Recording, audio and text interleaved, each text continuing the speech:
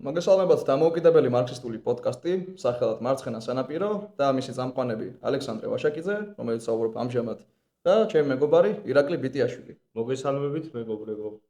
დღეს ვისაუბრებთ სოციალიზმის სხვადასხვა სახეებზე, утопიურიდან მეცნიერულამდე, მის ისტორიულ წინაპირობებზე და ბევრ საინტერესო ფაქტზე. უპირველეს ყოვლისა, დავიწყოთ იმით, თუ რა არის სოციალიზმი, იმიტომ რომ ხშირად ამ ტერმინს ყველა ისე ატრიალებს, როგორც თვითონ უნდა, ზოგისთვის ეს ნიშნავს სკანდინავიურ სოციალ-დემოკრატიას, ზოგისთვის, როდესაც სახელმწიფოს აკუთრებაა ყველაფერი, ზოგიერთისთვის კი თავისებური განმარტებები აქვს, როგორც მაგალითად ეროვნულ ნაციონალურ სოციალიზმში და ასე შემდეგ. თვითონ ტერმინი და ისტორიული მოვლენაც, როგორც ესეთი სოციალიზმი, რა თქმა უნდა, არ არის მარქსის სწავლების და მარქსისტების მონოპოლია და ინტელექტუალური საკუთრება, ის ძალიან დიდი ხნით ადრე გაჩნდა მარქსიზმის ჩამოყალიბებამდე და утопიური სოციალიზმი ზუსტად არის ის ერთ-ერთი ფუნდამენტი, რომელზეც შემდგომ დაშენდა მარქსიზმი და ამიტომ უნდა პირველ ყოვლისა განვიხილოთ სწორედ ის სოციალიზმები, რომლებიც ანტიკურობაში არსებობდა, თუმცა მაშინ ამას რა თქმა უნდა სოციალიზმი არ ერქვა, მაგრამ არსებობდა რიგი ნიშნები, რომელთა მიხედვითაც შეგვიძლია ისინი მივაკუთვნოთ სოციალისტურ მოძრაობებს და ამიტომაც ჯერ თვალად სოციალიზმის გამაერთიანებელი რა არის, აი ამ სოციალიზმების, ეგ უნდა განვიხილოთ. ყველაზე ფართო გაგებით სოციალიზმზე შეგვიძლია ვისაუბროთ როგორც იდეოლოგიათა, მსოფლმხედველობათა და მათ პრაქტიკულ განხორციელებათა ნაკრებზე,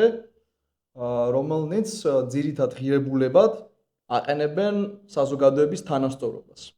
ოღონდ აქ მნიშვნელოვანია აღვნიშნოთ ის, რომ სხვადასხვა სოციალიზმი ამ თანასწორობას აღიქვამს სხვადასხვანაირად, იმიტომ რომ ზოგი სწავლების მიხედვით თანასწორობა უნდა იყოს რაღაცა კონკრეტული ნიშნით, ზოგიერთის მიხედვით უნდა იყოს ტოტალური და სრული და ამაზეც დავკონკრეტებით უკვე შემდგომ. ყველაზე ძველი სოციალიზმები, რომელზეც შეგვიძლია ვისაუბროთ, გაჩნდნენ ჯერ კიდევ ანტიკურ ხანაში, მონათმფლობელური საზოგადოების წიაღში, როდესაც სოციალურ უსამართლობასთან და ახლად ჩამოყალიბებულ კლასობრივ საზოგადოებებთან ბრძოლაში გამოიჭედა ბევრი აჯანყება, რომელთაც რა თქმა უნდა სჭირდებოდა თავიანთი იდეოლოგიური გამართლება, ახსნა განმარტება, რისთვის ვიბრძვით, როცა მივაღწევთ ჩვენს მიზნებს, მერე ანუ ძველი საზოგადოების დამხრობის, აი მაგალითად მონათმფლობელური საზოგადოების დამხრობის, აი მერე რისი გაკეთება გვინდა და საერთოდ რატო ვფიქრობთ, რომ თანასწორობა არის ასე ვთქვათ, სათნო, კარგი ღირებულება და რატომ არ არის მაგალითად რეგრესი, როგორც ეს მაგალითად მემარჯვენე იდეოლოგიებშია, რომ თანასწორობა არის დეგრადაციის, კულტურის ერთგვარი გაუქმების და ლამის სიკვდილთან გათანაბრების სიმბოლო, იმიტომ რომ თანასწორები მემარჯვენე იდეოლოგიებში ჩვენ შეგვიძლია ვიყოთ მხოლოდ სიკვდილში, ასე ვთქვათ. ნუ სოციალურ დარვინიზმს ვინც მისდევს, იმისთვისაც და მემარჯვენე იდეოლოგიები ახსენე და რა თქმა უნდა მემარჯვენე იდეოლოგიები ძირითადად აი სოციალურ დარვინიზმზე დგანან, რომ შენ დაბადებიდან მონიჭებული გაქვს შენი სოციალური როლი და ანუ თუ დაიბადე ღარიბად, შენ შეიძლება გაგიმართლოს, წარმატებას მიაღწიო, მაგრამ საბოლოო ჯამში მაინც რაღაცნაირად განსაზღვრული ხარ აი რაღაც წინასწარი შინაგანი რაღაცა მოტივი. ზოგან წინასწარ უშუალოდ ადამიანის ინდივიდუალური კოდით, ანუ გენეტიკით და ზოგიერთ ესეთ შოვინისტურ და სოციალ-დარვინისტული მოძღვრების მიხედვით განსაზღვრული გაქვს კულტურული კოდით, რომელიც უფრო ესეთი კოლექტიურ ეგოიზმს და კოლექტიურ ნარცისიზმს რომ მისდევენ. იმიტომ რომ რადიკალური სოციალ-დარვინიზმი უფრო ინდივიდების დონეზე დადის და ამბობს, რომ აი ამ კონკრეტული ბიოლოგიურ დონეზე აქვს ეს. ზოგი ამბობს, რომ არის რაღაცა ნაცია, რაღაცა კულტურა, რომლის კოდში არის ისტორიულად ჩაწერილი მუდმივად, რომ ეს ერი არის ასეთი მაგალითად. რუსებს იქ რაღაცა ომი უყვართ, გერმანელები არიან პუნქტუალურები და პედანტები, ქართველებს კიდე გვიყვარს მაჭამა, დროის დარება და კეიფი. მე მგონი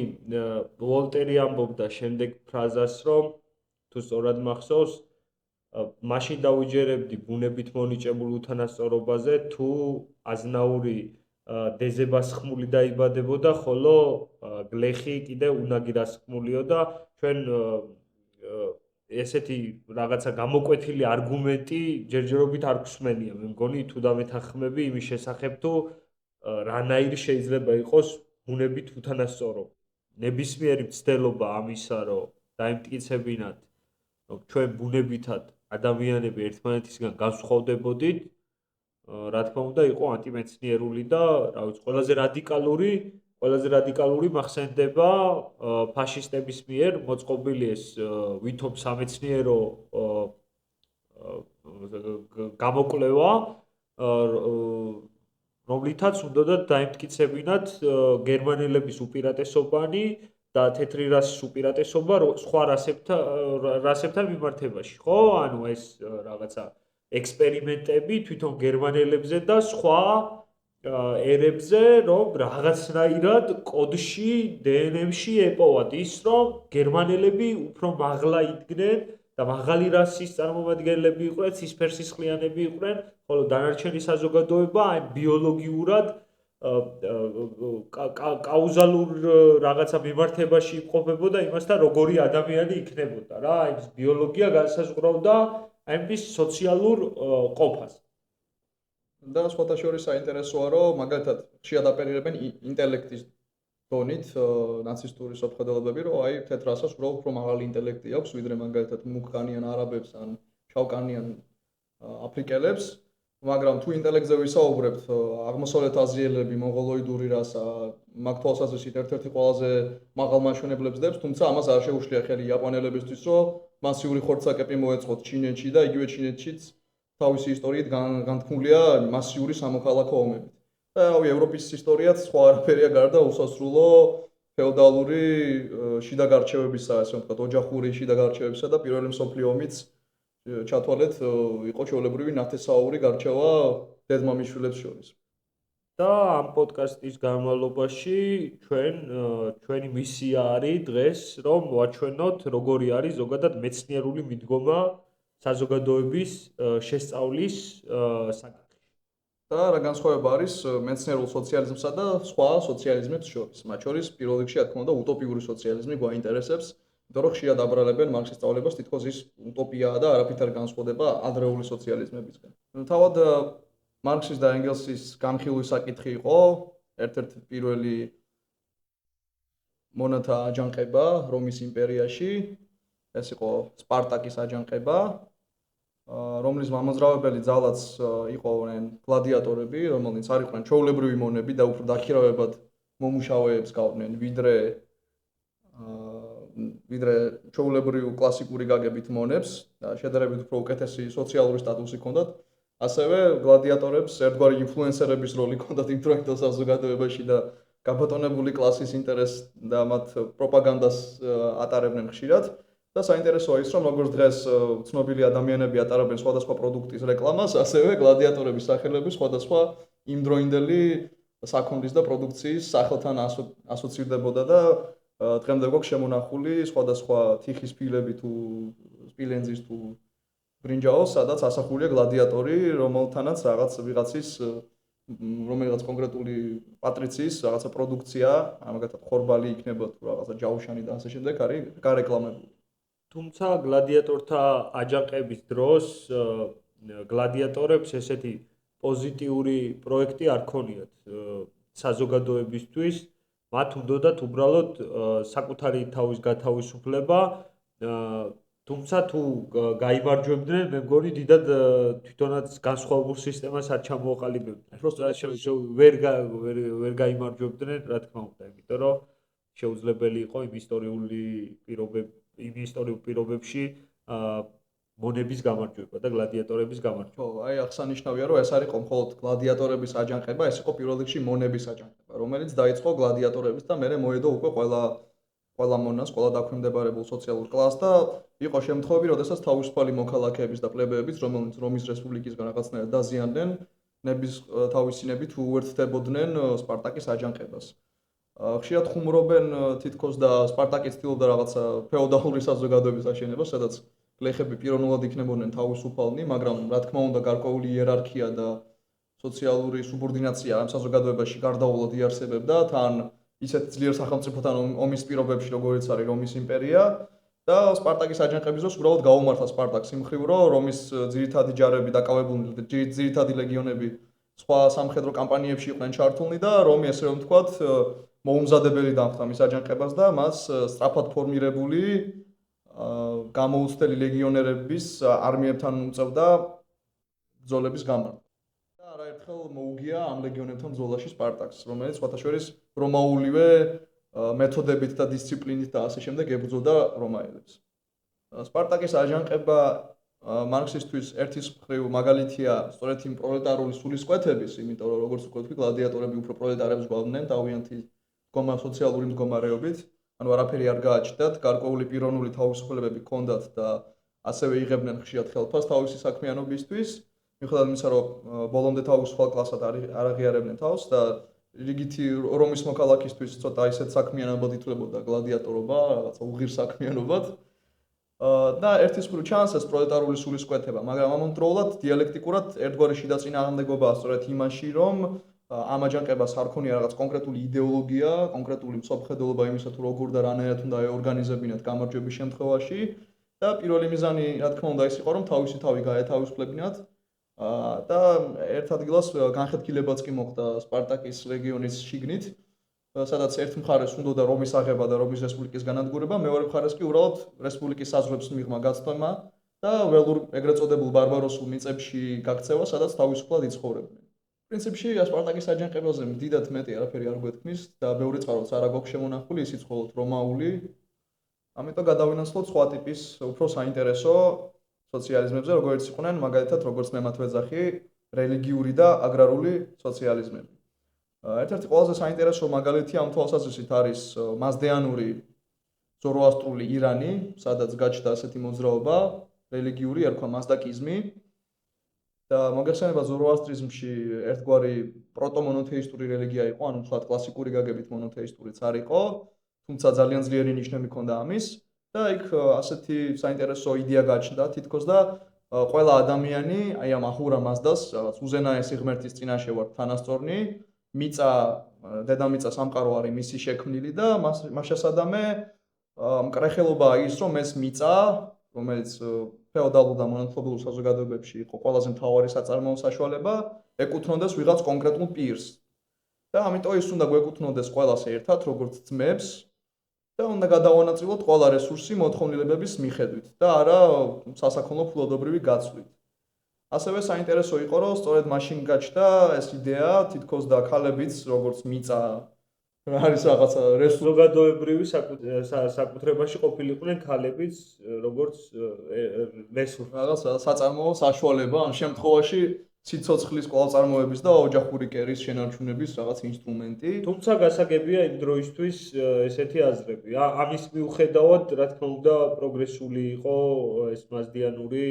მიდგომა. წმინდა სოციალ-ეკონომიკური თვალსაზრისით თუ ვისაუბრებთ, პროგრესული იყო, მაგრამ ქალთა უფლებების თვალსაზრისით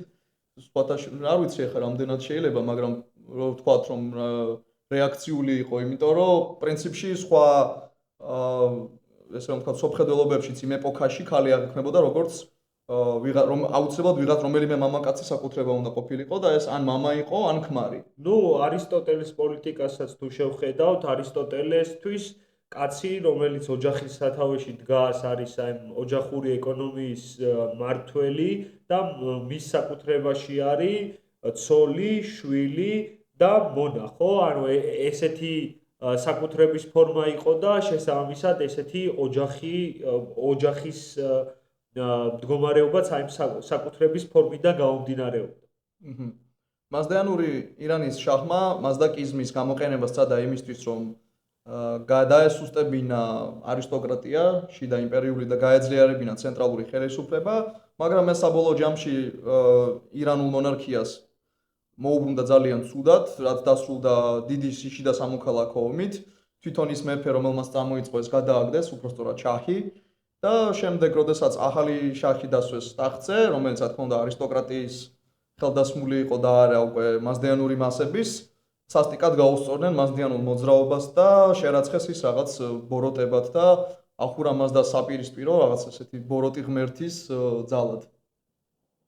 როგორც ხედავთ, ამ ორ მოვლენას შორის, რომელნიც ისტორიულად დაშორებულნი არიან ერთმანეთთან, რაღაც გარკვეული პროგრესი შეინიშნება, იმ მხრივ, რომ სპარტაკის აჯანყება იყო სტიქიური, ქაოსური და მას არ ჰქონდა კარგად სტრუქტურირებული შეხედულებათა სისტემა, თუ რა გავაკეთოთ საზოგადოებაში ძალაუფლების აღების შემდეგ, მაშინ შესაძაც მაზდაკიზმში ეს ნათლად ჩანდა. თუმცა ის აგებული იყო რელიგიურ ფუნდამენტზე, ეს იყო ერთგვარი სოციალიზმი, რომლის ფილოსოფიური ფუნდამენტი იყო არა მატერიალიზმი, როგორც მაგათად შემდგომი утоპიურ სოციალიზმებში ჩანს, არამედ იყო იდეალისტური და ახლა ვისაუბროთ მოკლედ მიმოვიხილოთ სხვა ესეთი რელიგიური აგრარული სოციალიზმები და შემდეგ გადავიდეთ утоპიური სოციალიზმის ისტორიულ წინაპირობებზე. ესეთი რელიგიური აგრარული სოციალიზმები არ მხოლოდ ევროპისთვის და ახლო აღმოსავლეთისთვის იყო დამახასიათებელი, არამედ შორეულ აღმოსავლეთშიც, მაგალითად ჩინეთში, ეგრეთ წოდებული სამი სამეფოს არსებობის პერიოდში არსებობდა ასეთი ყვითელი თასმების აჯანყება, რომელიც ჩინური ფილოსოფიის, ტაოიზმის ერთ-ერთი სკოლის გაგრძელება იყო და ზუსტად ისეთივე იდეოლოგიური ფუნდამენტი ჰქონდა, რაც მაზდაკიზმს, რომ ჩვენ უსასრულო ცის ქვეშ ვართ თანასწორნი, ერთი ხალხი ვართ და რას ნიშნავს, რომ ეს მიწა უნდა ეკუთვნოდეს ვიღაც ჩინელ ჩინოვნიკებს, ეგრეთ წოდებულ მანდარინებს, როგორც ევროპელები ეძახდნენ. და ამ მოძრაობამ წარმართა ძალიან მასიური და ერთ-ერთი ყველაზე გაბედული ანტიკურ ეპოქაში ბრძოლა ფეოდალური სისტემის წინააღმდეგ და ჩინეთს როგორც მარქსი ამბობს, გააჩნდა რაღაც თავისი საინტერესო წარმოების წესი, ეგრეთ წოდებული აზიური წარმოების წესი, სადაც გავრცელებული იყო გლეხური თემები, რომელთაც როგორც წესი დაკვეთას აძლევდა ბიუროკრატია, ანუ ჩინოვნიკები, მასშტაბამე კლასიკური გაგებითი არისტოკრატია, როგორც ევროპაში, რომელიც უშუალოდ ფლობდა მიწებს, ჩინეთში არ არსებობდა და ამიტომაც ბუნებრივია, რომ ჩინეთში გლეხები, რომლებიც თემად ცხოვრობდნენ და ასე ვთქვათ, ქალაქისგან და ქალაქის ჩინოვნიკებისგან და არისტოკრატიისგან არ ითხოვდნენ არაფერს და არაფერს არგებელს არ იღებდნენ მისგან, პრინციპში უკვე ჰქონდათ რა ეს თემური კომუნა ერთგვარი, ჰქონდათ თავიანთი ორგანიზების მარტივი სისტემა, რომელიც იყო უხუცესთა ყრილობა, უხუცესთა საბჭო და უბრალოდ საკმარისი იყო, რომ ხელში ჩაეგდოთ იარაღი და აჯანყებულიყვნენ და თან იდეოლოგიაც ჰქონდათ ტაოიზმის სახით, რომელიც ცოტა ახლოს არის დიალექტიკასთან და ერთგვარი იდეალისტური, დიალექტიკური მსოფლმხედველობაა, სადაც სამყარო, ესე ვთქვათ, ინის და იანის, ან წინააღმდეგობათა ერთობის მოძრაობაა და განვითარებაა. ასეთივე მოძრაობა გაჩნდა ფეოდალურ იაპონიაში, რომელსაც იდეოლოგიურად ედგა ბუდიზმის ერთ-ერთი სკოლა, დოზო სინსუ, თუმცა თავად მოძრაობას ერქვა იკოიკი და მისი განსხვავებით ჩინეთში, სადაც ეს იყო წმინდად გლეხების აჯანყება, იაპონიაში სათავეში ედგნენ ამ რევოლუციას, შეიძლება მართლა უკვე დავარქვათ ანტიფეოდალური რევოლუცია, უპირველეს ყოვლისა ბერები, რომელნიც როგორც სწავლულნი, ერთგვარი ინტელიგენცია ქმნიდნენ რაღაცა პარტიის მაგარ ორგანიზაციას, რომელიც თავის ირგვლივ რაზმავდა ქალაქის ღარიბ მოსახლეობას, მცირემიწიან გლეხობას და ასევე მცირე აზნაურობასაც, ეგრეთ წოდებული რონინები, ანუ სამურაები, რომელთაც არ ჰქონდათ აღარ ყავდათ პატრონები, ვისაც ემსახურებოდნენ ბატონები. ისინი ერთიანდებოდნენ ესეთ ერთგვარ დემოკრატიულ საზოგადოებაში, სადაც წარმომადგენლები გლეხობისგან და ბერებისგან ერთად იღებდნენ გადაწყვეტილებებს და ერთგვარი სახალხო რესპუბლიკის მაგვარიც კი არსებობდა იაპონიის მცირე ტერიტორიაზე, რომელიც შემდეგ იაპონიის გამაერთიანებელმა ოდა ნაბუნაგამ უსასტიკესად ჩაახშო და გაანადგურა როგორც ფეოდალიზმის ალბათ ნომერ პირველი მტერი. იმიტომ რომ ეს იყო ძალიან პოპულარული მასებში, რა თქმა უნდა, იდეოლოგიაც, რელიგიაც და მსოფლმხედველობაც. ასევე არ გეგონოთ თითქოს და ეს რაღაცა ესეთი ეგზოტიკური რელიგიების თემა იყო, თითქოს და რელიგიური სოციალიზმი იყო რაღაცა მხოლოდ ესეთი ეგზოტიკური მოძრაობებისთვის დამახასიათებელი, იმიტომ რომ თავად ქრისტიანობაც თავისი ჩამოყალიბების ადრეულ ფორმაში, ეგრეთ წოდებული აპოსტოლური ქრისტიანობა, ხო? ანუ ესეთი მოციქულთა ნაქადაგები ქრისტიანობა ძალიან ახლოს იყო, სწორედ აი ამ სოციალისტურ იდეალთან, რომ ჩვენ ღმერთის წინაშე ვართ თანასწორნი, ჩვენ ყველას გვაქვს ხსნის და გასხივოსნების, ღმერთთან მიახლოების და სამოთხეში წასვლის შესაძლებლობა, საკმარისია ვირწმუნოთ ერთი ჭეშმარიტი ღმერთი და გვიყვარდეს ჩვენი მოყვასი და ვიცხოვროთ ძმურად და იოანე ოქროპირიც ამბობს ესეთ რაღაცას, რომ ჩვენ არ უნდა ვთქვათ ისეთი ცივი სიტყვები, თითქოს და არ გავავლოთ ხაზი ჩვენ საკუთრებებს შორის და ვთქვათ ეს ცივი სიტყვები, რომ ეს ჩემია და ის შენი. და ერთად დავამუშაოთ მიწა და ერთად გავატაროთ ქრისტიანობის ყველაზე მნიშვნელოვანი საიდუმლოება, ყველაზე მნიშვნელოვანი რიტუალი, ევქარისტია, რომ ჩვენ მივირთმევთ ღვინოს და პურს, რითაც უკავშირდებით ღმერთს და გვეძლევა შესაძლებლობა იმისა, რომ გავხდეთ ერთიანი ღმერთში. და ევროპაში, როდესაც კათოლიკურმა ეკლესიამ დაიწყო დეგრადირება და დადგა რეფორმაციის ეპოქა, ლუთერამდე გაცილებით უფრო ადრე, თვითონ კათოლიკეებიც ხვდებოდნენ, რომ უკვე რეფორმა იყო საჭირო კათოლიკური ეკლესიის, იმიტომ რომ ის ვერ ახერხებდა იმ გამოწვევების გადაჭრას, რომელიც კათოლიკური კულტურის წინაშე დადგა, ჩეხეთში გაჩნდა ასეთი მოძრაობა ხუსიტები და მათი რადიკალური ფრთა განსაკუთრებით ტაბორიტები ჩაუდგნენ ამ იდეას ზუსტად სათავეში, რომ ჩვენ ყველანი ვართ მოძმე ენი ქრისტეში უპირველეს ყოვლისა, იმიტომ რომ იმდროინდელ ევროპაში ნაციონალიზმი იმდენად ძლიერი არ იყო, თუმცა ჩეხი მოსახლეობა რა თქმა უნდა გერმანელებისგან ასევე კულტურული ნიშნით იჩაგრებოდნენ, რომ აი თქვენ სხვა ენაზე საუბრობთ და საერთოდ ვინ ახართ და საერთოდ გერმანელები მაშინდელ სლავებს აღიქვამდნენ რაღაცნაირად სხვანაირ ხალხად და თვითონ გერმანულ ენაშიც მონა არის სკლავინი და სკლავინი არის ერთ-ერთი ძველი სლავური ტომი. საინტერესო ის არის, რომ ხუსიტების მოძრაობაში ყველაზე აქტიური როლი სამხედრო თვალსაზრისით ისევ და ისევ ქონდათ გლეხებს, მაგრამ ხუსიტურ ჩეხეთში ძალიან განვითარებული იყო ხელოსნობა და სხვა დარგები, რომელნაც უზრუნველყო ის, რომ ეს ხუსიტური ჯანყი იყო ნახევრად ბურჟუაზიულიც და ეს იყო ერთ-ერთი პირველი მაგალითი იმისა, თუ როგორ ჩამოყალიბდა ერთგვარი ეროვნული არმია, როდესაც ჩეხეთის ჩეხურ ჯარში, უბრალოდ ხუსიტების ჯარში დაღუპული მეომრები მარტივად ივსებოდნენ თვითონ ჩეხეთის მოსახლეობის რიგებიდან და სხვათა შორის ეროვნული ჭყალებში კი გამოდის,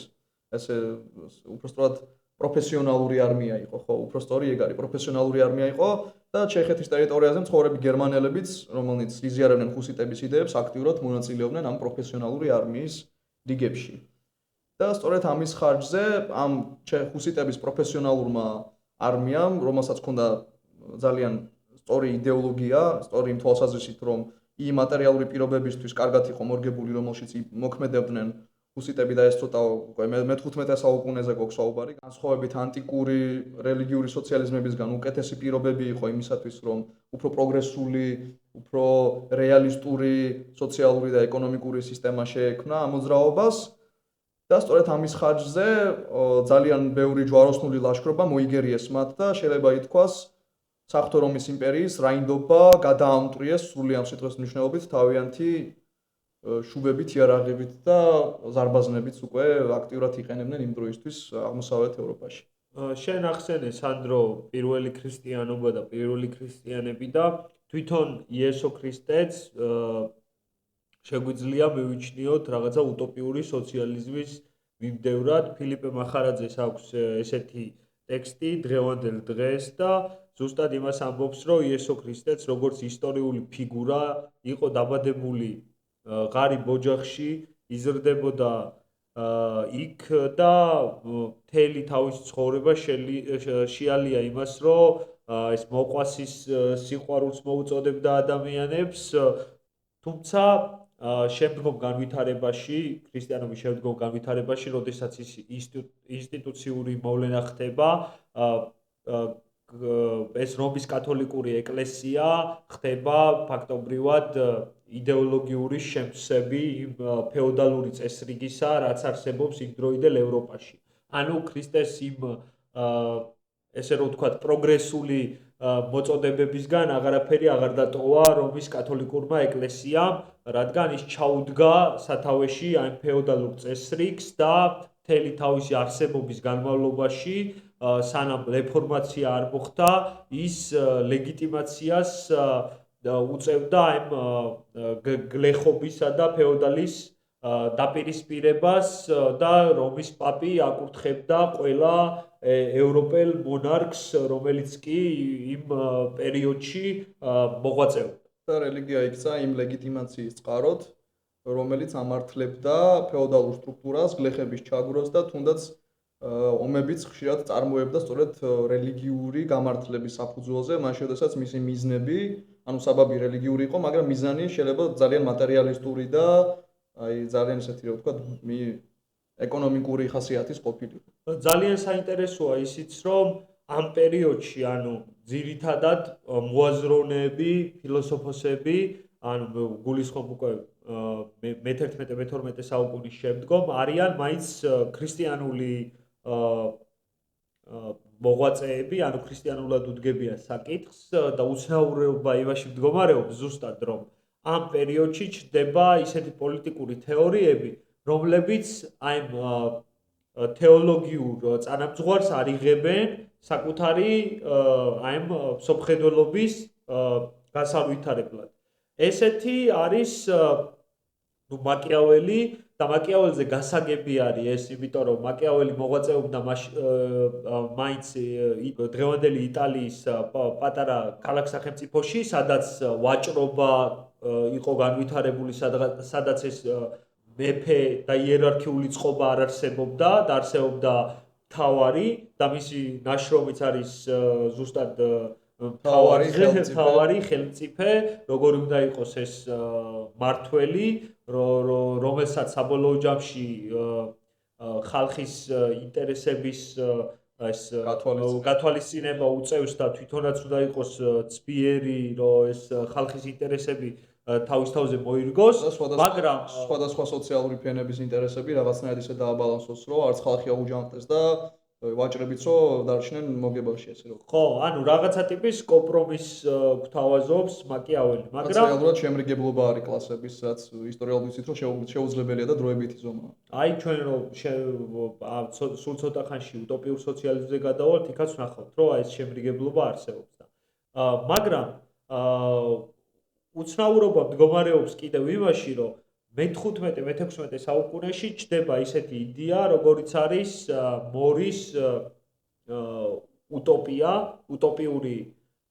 წარმოდგენა საერთოდ მომავალზე, თუ როგორ შეიძლება განვითარდეს. ცხადია, ეხლა მორზე იტყვიან იმას, რომ ეს არის უბრალოდ მისი ლიტერატურული წარმოსახვა და ეს მას გაძრახული არ ქონია, რომ პრაქტიკულად განეხორციელებინა, რა თქმა უნდა, რაღაცა პარტიის პროგრამა, იმისი თუ როგორ განვახორციელოთ 64 დედამიწაზე და ეს იყო მხოლოდ მხატვრული ნაწარმოები. რა თქმა უნდა, ანუ შეუძლებელიც იქნებოდა იმ პერიოდში და დღესაც შეუძლებელია, რომ ჩვენ სადღაც კუნძულზე გადავიდეთ და იმ კუნძულზე ბედნიერად ვიცხოვროთ ყველასგან იზოლირებულად. თუმცა იზოლირება არ იყო მორის ამ utopიაში მთავარი ფაქტორი და ჩანაფიქრიც, იმიტომ რომ მორი ფიქრობდა შემდეგ რამეს, რომ მას სხვა სახელმწიფოებთან, რომლებიც არ იყვნენ ისეთი წყობის, როგორი წყობაც მას უნდოდა ამ utopიაში, მათთან ურთიერთობა, გარკვეული სახის ურთიერთობა ექნებოდა. მორის ეს utopia სახელწოდებაც, რომელიც ლათინურად დაწერა მორმა, ხო, ეს utopia ნიშნავს ადგილს, რომელიც არ არსებობს, ადგილი, რომელიც არსად არ არის, ხო? და ალბათ მასსავე ქონდა ეს რაღაცა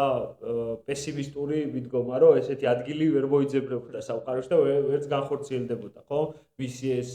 იდეები. მაგრამ ძალიან საინტერესო მოდელს გვთავაზობს მორი პერიოდისთვის, ანუ საზოგადოება, sadაც ფაქტობრივად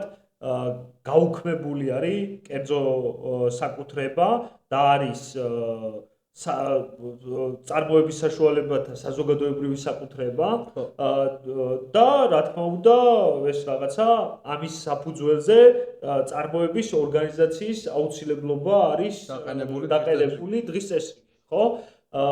არის 6 საათის შრომა ადამიანებისთვის და დანარჩეს მორი იძახის, რომ დანარჩეს ეს ადამიანები გამოიყენებენ იმისათვის, რომ მათი შემოქმედებითი უნარები, მეცნიერული უნარები განავითარონ, ხო? თუმცა მორი დაეჯახა იმ პრობლემასაც, რომ ამ რაღაცა ამ კონტროლირებულ სისტემაში, რომელიც ფაქტობრივად ყველას პოლიციელი არის, პოლიცია არ არის საჭირო. კონკრეტული ინსტიტუცია არ არის, აქ ყველაზე ახდენს რაღაცნაირად ბალანსირებას, თვითონ ან რაღაცნაირად თვითორგანიზება ხდება სიტუაციის კი და სისტემის და ანუ აქ არ არის ეს რაღაცა პოლიციური წარმონაქმნი, არ ჭირდება სახელმწიფოც არის სხვაგვარად დაფუძნებული და რაც მოიცავს უფრო თვითმმართველობას გავს ვიდრე რაღაც ისეთ სახელმწიფოს, რომელსაც აქვს კანონმდებლობა და ძალადობის უფლება. აქაც რა თქმა უნდა კაცები არიან, აი ოჯახის უფროსები იღებენ მონაწილეობას ამ პოლიტიკურ პროცესში, როგორ დაიგეგმოს ეს ყველაფერი, საზოგადოებრივ საკუთრებას რაც შეეხება და სხვათა შორის ფულის გაუქმების იდეაც ქონდა, ფული დაჭირდებოდა მხოლოდ აი სხვა სახელმწიფოებთან ვაჭრობაში, ეს ფული შიგნით არ იქნებოდა საჭირო, იმიტომ რომ თუ იქნებოდა საერთო საწყობები, სადაც ადამიანი მივიდოდა და აიღებდა იმას, რაც მას სჭირდებოდა, საერთოდ არ დასჭირდებოდა მოპარვა ან ცუდი საქციელის ჩადენა იმისთვის, რომ ანუ თუ ის რაც მას საწყობიდან შეეძლო რომ მიეღო, იქნებოდა საკმარისი და ეს აღებას არ დაიწყებდა და რატომ აიღებდა იმ შემთხვევაში თუ ეს ჯერ ერთი გამოიწვევდა არეულობასაც მე ისევ მას დააზიანებდა და მეც მეორე მეტი არც უნდა ხო ეხლა დღეში რამდენი ჭამად შეგიძლია ემაზე მეც რატო აიღებ ხო სიტყვაზე ან რამდენიც შეგიძლია რომ ტანსაცმელი ჩაიცვა რავი ამდენი გინდა ხო უსასრულოდ ხო არ აიღებ თუმცა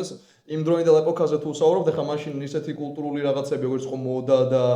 ეს ის რომ აი ყოველდღე და იგივე არ უნდა გეცვალოს ესეთი მიდგომა ცხოვრებისადმი არ ქონდათ და როგორც წესი ძალიან ესეთი პურიტანული მიდგომა ქონდათ ინგლისშიც და არა მხოლოდ ევროპაში უმეტესად მოდისადმი და ჩაცმულობისადმი ამიტომ და ფაქტობრივად რა იყო ძირითადი მოთხოვნილებები მაშინ ზუსტად ეგ იყო ხო საკვები ეს იყო ტანისამოსი შეიძლება შეშა რაღაც გასათქობად წყლის თუ სახლის და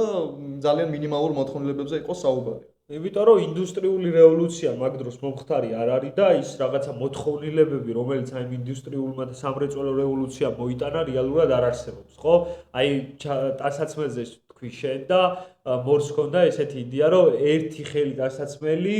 საკმარისია თუ ორი ხელი ტანსაცმელი საკმარისი არის ერთი წლის განმავლობაში, ხო? და ანუ ჩვენ არა გვაქვს ისეთი მოთხოვნილებები, ხო? ნუ მორი ვერ ხედავდა ამას, რომ შეიძლება შეიქმნას სიუხვე და ყველა ადამიანმა იმდენი მიიღოს, რამდენიც ანუ ეს მოთხოვნილებები გაიზარდოს და ეს მოთხოვნილებების დაუკმაყოფილდეს და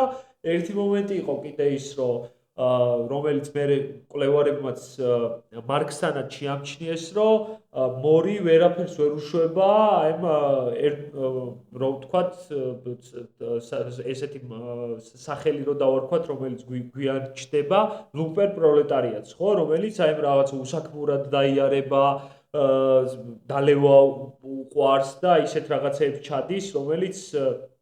თითქოს ბუნებითად აქვს და ამის გამოსწორება არ შეიძლება. მორისთვის არსებობდა გამოსასწორებელი სამუშაოები, ანუ ციხეები არ იყო, იყო გამოსასწორებელი სამუშაოები და კოლონია ერთი სიტყვით და აქ იყო ეს ხალხი ზუსტად ლუპერ პროლეტარიატს რასაც დავარქვევთ, ხო და ეს ამ ადგილას უნდა და მთელი საზოგადოება, რომელიც დამნაშავეები და ასე შემდეგ, ასეთ კოლონიებში უნდა გადაეყვანათ და მათ საზოგადოებრივი კეთილდღეობისთვის უნდა ემუშავათ. ხო, დამნაშავეების გამოსყიდვა ხდებოდა, ანუ ეს უტოპია იმდენად ეთიკური პროექტი იყო, რომ სხვა კუნძულებიდან აი სიკვდილმისჯილების ესე რომ ვთქვათ, შესყიდვა ხდებოდა სხვა სახელმწიფოებიდან, ხო, სახელმწიფოებიდან შესყიდვა ხდებოდა, რომ აი კოლონიებში ემუშავათ და საზოგადოებრივი შრომის შემოქმედებითი შრომის პროცესში მორი ფიქრობდა, რომ ისინი თუ დაამტკიცებდნენ გამოსწორების უნარს, მათ გაათავისუფლებდნენ და აქცევდნენ ამ პროექტის უტოპიის იმათ, რა ქვია, სრულფასოვან მოქალაქედ. კი, აბსოლუტურად მართალია. აღსანიშნავია, რომ თომას მორი მოღვაწეობდა მე-16 საუკუნეში, ანუ ჯერ ინდუსტრიული რევოლუცია, სამრეწველო რევოლუცია არ იყო მომხდარი და ამიტომაც მისი ეს უტოპია იყო გათვლილი, ასე რომ ვთქვათ, სიდურჭირის იდეის განსხვავებაზე, რომ ჩვენთვის მნიშვნელოვანი ის კი არ არის, რომ შევქმნათ დოვლათი და ესეთი პირობები შევქმნათ ადამიანს, რომ მას თავისუფალი განვითარების შესაძლებლობა ჰქონდეს ყოველ მხრივ, არამედ ის თუ როგორ გადაუანაწილოთ ის მწირე რესურსი ისე, რომ შევქმნათ ერთგვარი ისეთი სივრცე, სადაც ადამიანებს უბრალოდ ექნებათ მეტი თავისუფალი დრო კულტურისთვის, სპორტისთვის და ფილოსოფიისთვის. თუმცა ამ პერიოდში უკვე ცხადად ჩანს ის, რომ ბურჟუაზია ცდილობს, რომ მოიპოვოს ძალაუფლება და ჩვენ შეგვიძლია გამოვყოთ ესე ბურჟუაზიის სამი დიდი გამარჯვება ევროპაში, რომელმაც შესაძლებელი გახადა იმ კაპიტალისტური დღის წესრიგის პოლიტიკური და ეკონომიკური სისტემის ჩამოყალიბება. პირველი დიდი გამარჯვება არის რეფორმაცია, იმის მიუხედავად, რომ თვითონ გერმანიაში, სადაც მარტინ ლუთერმა ეს რეფორმაცია განახორციელა, ისეთი დადებითი და პროგრესული როლი საერთოდ არ მიუღია იმ რეფორმაციას და პირიქით გლეხთა აჯანყებების დროს რომელიც მცირე აზნაურობის და გლეხთა აჯანყებების დროს დადგა ფეოდალიზმის პოზიციაზე და თავისი მთელი აი რაღაცა ფილოსოფიით, აი ლუთერის ფილოსოფიით ის მაინც იქცა აბსოლუტისტური მონარქიის გამართლების ინსტრუმენტად და ჩრდილო-აღმოსავლეთ გერმანიაში გლეხებს პრინციპში ბოლომდე არც მოქცეულა ლუთერანობაზე, ისე აღმოჩნდნენ ბატონყმობის წიაღში. კი, მაშინ როდესაც მანამდე თავისუფალი გლეხები იყვნენ. კი, თუმცა კალვინიზმი, რომელიც ნუ აი რეფორმაციის შემდგომი გაგრძელება იყო, უფრო პროგრესული გამოდგა, იმიტომ რომ კალვინიზმმა შეძლო ეს რომის კათოლიკური ეკლესიაში ჩამოყალიბებული იერარქიის ფეოდალური იერარქიის ანალოგის შექმნა, სადაც არა, პირიქით მოშლა ამისა. ანუ კალვინიზმმა შეძლო ის, რომ ეს ფეოდალური საზოგადოების მსგავსი წყობა, რომელიც რომის კათოლიკურ ეკლესიაში იყო, მოესპო, ანუ სადაც ცენტრში დგას რომის პაპი, როგორც ფეოდალურ საზოგადოებაში მეფე და ქვემოთ არიან ნუ ეს ფეოდალები ერთ შემთხვევაში და მეორე შემთხვევაში ეპისკოპოსები, მერე სამღვდელოება და ეს შემდეგ აზნაურები აქეთ მხარეს, ანუ ის იმეორებდა ზუსტად თავისი წყობით რომის კათოლიკური ეკლესია აი ფეოდალური საზოგადოების წყობას. და კათოლიკურ ეკლესიას ევროპაში ფეოდალური საკუთრების დაახლოებით 1/3 ეკავა მგონი თუ არა. ანუ თვითონვე იყო რაღაცა ფეოდალური მესაკუთრე ძალიან მსხვილი. კალვინიზმში გარდა ამისა ეკლესია იყო ორგანიზებული ზუსტად უფრო დემოკრატიულ საფუძველზე და რომის კათოლიკური ეკლესიისგან განსხვავებით იერარქიულზე უფრო მეტად დემოკრატიული ვად იყო თვითონ ეკლესიაც ორგანიზებული. და პლუს მაგას, ანუ კალვინიზმში არის ეს ფატალისტური მომენტი, ძალიან ესეთი მძაფრად, რომ ყველაფერი რაც ჩვენს ცხოვრებაში ხდება არის პრედეტერმინირებული, ანუ განსაზღვრული, წინასწარ განსაზღვრული და ისიც ჩვენ აქ წარმატებულები ვიქნებით, ბედნიერები ვიქნებით თუ არ ვიქნებით, ეგეც განსაზღვრული არის წინასწარ და მაშინ ისმოდა შეკითხვა თუ საიდან უნდა მივხვდეთ, რომ ჩვენ ჯოჯოხეთში მოვხვდებით თუ ანუ იმ ქვეყანაზე ჯოჯოხეთში ვიქნებით თუ სამოთხეში მოვხვდებით და კალვინიზმი ზოგადად გვთავაზობს იმ პრინციპს, რომ თუ ამ ქვეყანაში შენ წარმატებული ხარ, მდიდარი ხარ, ეს არის ნიშანი ერთგვარი იმისა, რომ შენ იმ ქვეყანაშიც ბედნიერი იქნები, რამაც ნუ ვებერიც აღნიშნავს ამას არა მარქსისტული პოზიციიდან, მაგრამ ხელი შეუწყო აი კაპიტალიზმის განვითარებას. ეს იყო პირველი ესეთი გამარჯვება, სადაც ეს იდეოლოგია, ფეოდალიზმის იდეოლოგია ჩამოიშალა და უფრო პროგრესულ რელსებზე დადგა ეს რელიგია. მეორე დიდი გამარჯვება იყო უკვე ინგლისის ბურჟუაზიული რევოლუცია, სადაც მეფე მართალია მოკლეს და თავი მოაჭრეს, როგორც ეს საფრანგეთში მოხდა, თუმცა შემდგომ ახალი მეფე დააბრუნეს და დღესაც ნუ კონსტიტუციური მონარქიის რაღაცა მსგავსი ფორმა აქვს, ხო, ინგლისს. ეს ერთგვარი ფეოდალებსა და ნუ ან ბურჟუებს შორის ერთგვარი კომპრომისი დაიდო და ეს კომპრომისი გარანტირებული იყო იმითაც, რომ ყადრი ინგლისელმა ფეოდალებმა, რომლებიც ფაქტობრივად გაიზარდნენ მამების გარეშე, იმიტომ რომ თეთრი და წითელი ვარდის ომებში ამათმა ფეოდალის ბავშვების მამებმა ამოწყვიტეს ერთმანეთი და მათ ისინი გაიზარდნენ უფრო რაღაც ახალი ტიპის საზოგადოებაში, სადაც მიხვდნენ იმას, რომ თუ რენტას მოითხოვდნენ და გააქირავებდნენ აი თავის მიწას, უფრო ბევრ მოგებას მიიღებდნენ, ანუ კარგად შეეწყვნენ ბურჟუაზიას და ბურჟუაზიას არ დაჭირდა ერთხელ და სამუდამოდ ამისი მოშთობა, ხო, ფეოდალური ურთიერთობებისა, ანუ აი ფეოდალურ ფორმაში ბურჟუაზიული საზოგადოება წინ მიიწევდა ნელა, მაგრამ მიიწევდა. რაც შეეხება საფრანგეთის რევოლუციას, მოიც რომ მესამე დიდი გამარჯვება ბურჟუაზიის. დიახ, ზუსტად აი მესამე დიდ გამარჯვებაში ყველანაირი რელიგიური ესე საბურველი და არისტოკრატიული ელემენტები განადგურდა და სრულიად ახალი, ანუ იქ მეფის მკვლელობა უფრო მეტ სიმბოლურ ხასიათს ატარებდა, რომ ეს მეფის მკვლელობა ნიშნავდა მთელი უწინდელი ფეოდალური ურთიერთობებისა და აი აბსოლუტური მონარქიის სიკვდილს.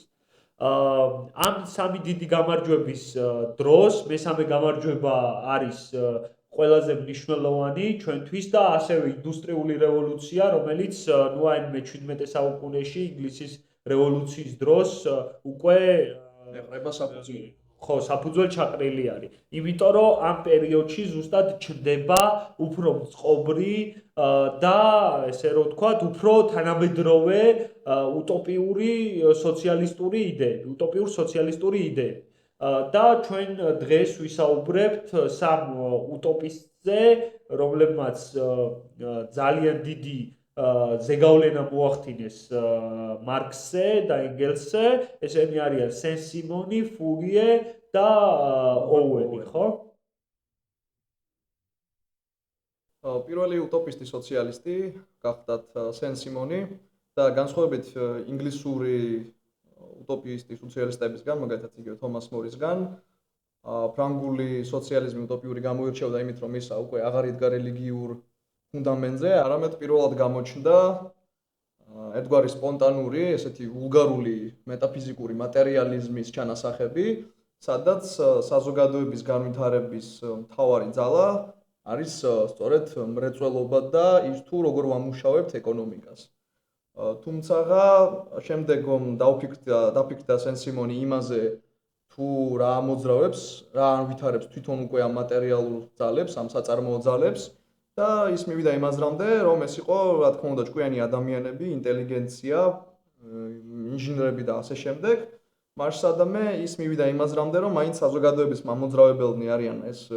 იდეური ადამიანები, რომელთაც ესეთი შესანიშნავი კარგი იდეები მოდით იმისა თუ როგორ შევქმნათ უკეთესი მრეწველობა, როგორ განმოვითარავთ უკეთ ეკონომიკა და ასევე აყალიბებს საყოველთაო შრომითი ვალდებულების იდეას, აი როგორც შემდგომში განჩნდა საყოველთაო სამხედრო ვალდებულება, ასევე უნდა ყოფილიყო სენ-სიმონის მიხედვით საზოგადოებაში საყოველთაო შრომითი ვალდებულება. ეს იზღებოდა უსაქმურებლად. საქმურები ეს იზღებოდა და აი ბურჟუაზიულ რევოლუციის გამარჯვებას ის ხედავდა, უბრალოდ საფრანგეთის რევოლუციის გამარჯვებაში ის ხედავდა ერთგვარ უსაქმურების მარცხს, თუმცა მაინც ხედავდა, რომ საზოგადოება იყო გარკვეულ ფენებად დაყოფილი, სადაც პოლიტიკური ბატონობა აი ამ შემოქმედებით კლასს, აი ამ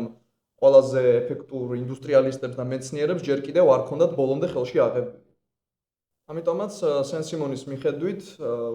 ესე რომ ვთქვათ, შემოქმედებითი კლასი იყვნენ არა მხოლოდ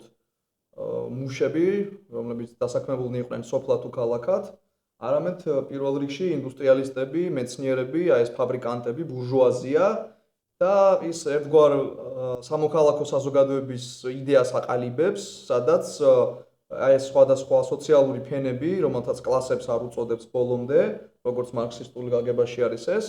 უნდა პოლიტიკური ბატონობა განახორციელონ აი ამ უსაქმურებზე, რომელიც საერთოდ უნდა გაქრნენ, მაგრამ ყველაზე მნიშვნელოვანი გადაწყვეტილებები და სასურველია, რომ თითქმის ყველა გადაწყვეტილება მიიღონ არა მთელმა საზოგადოებამ,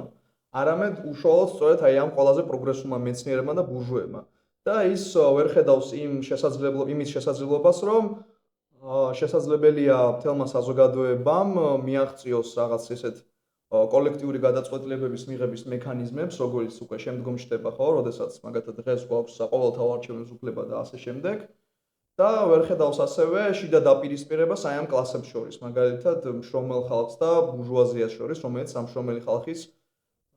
ინტერესების წინააღმდეგ მიდის და მათ შრომას აექსპლუატირებს. რაც შეეხება მეორე ფრანგ უტოპისტ სოციალისტ ფურიეს,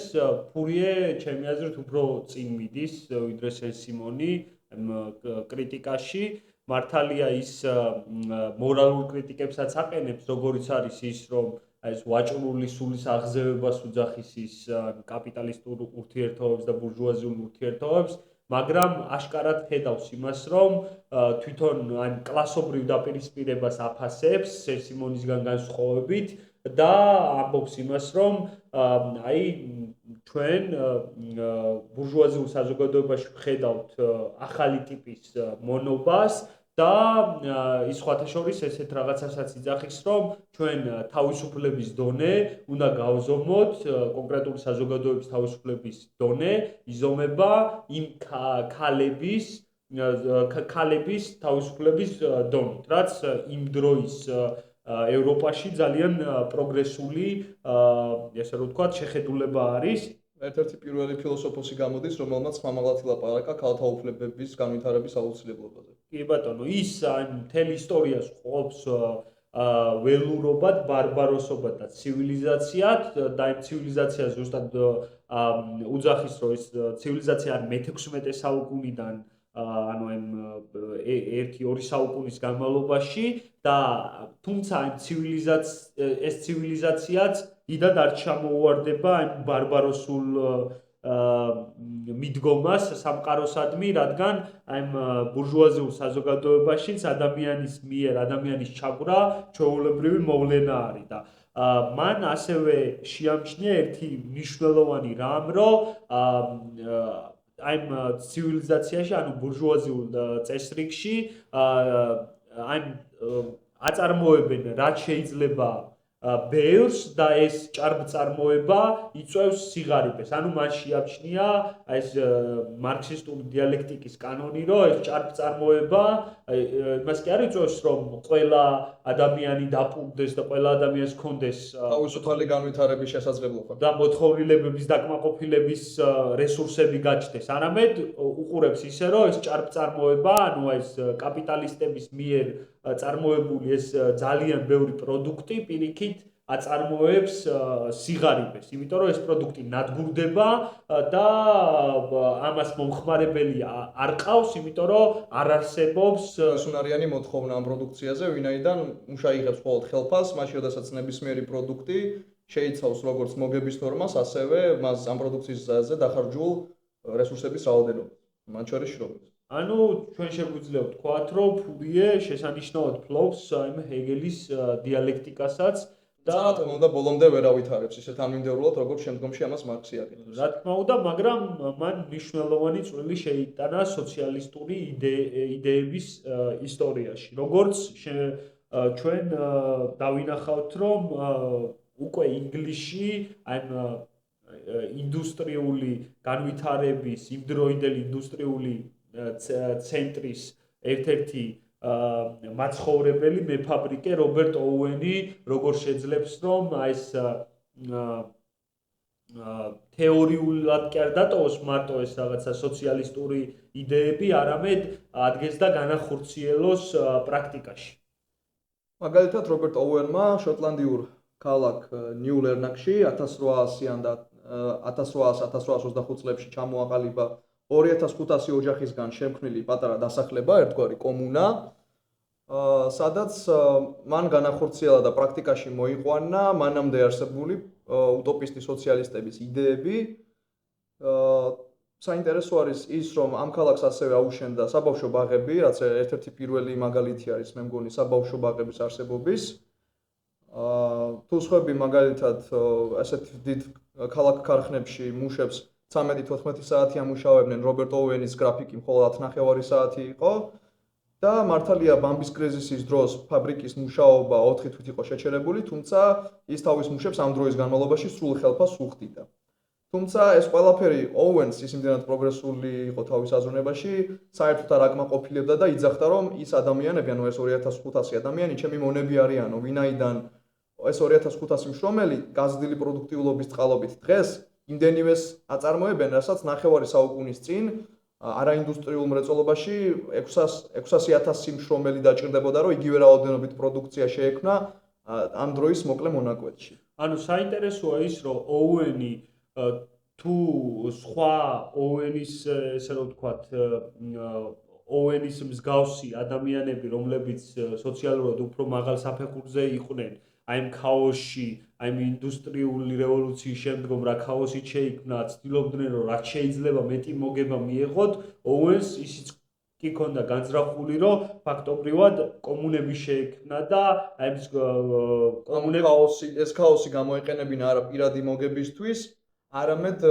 ამ ქაოსიდან შეექმნა ახალი სოციალისტური წესრიგი, რომელიც სწორედ ასეთი ტიპის კომუნებზე იქნებოდა დაფუძნებული. აი შენ რაც თქვი რომ 2500 კაცი ცხოვრობდა იმ ქალაქში, ანუ ფაქტობრივად სიღარიბე გააქრო, ანუ სიღარიბე აღარ იყო საჭირო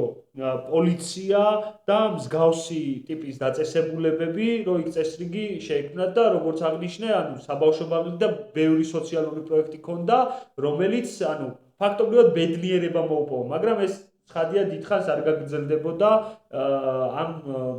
ისტორიულ ეპოქაში. საინტერესო არის ის, რომ ოუენის ამ პროექტს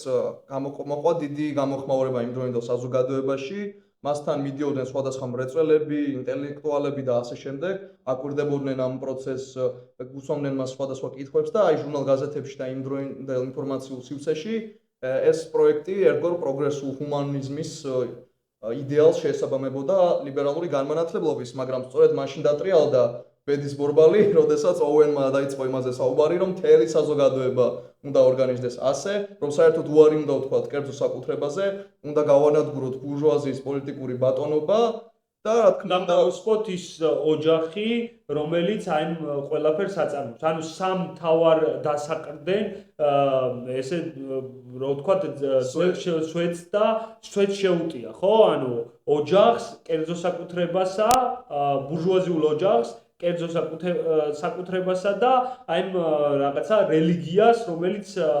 არსებობდა საზოგადოებაში. ანუ აი სამივეს დაარტყა, ხო? კაპიტალიზმის სამ დედაბოძს ჩათვალე, რომელზე იდგა მთლიანად.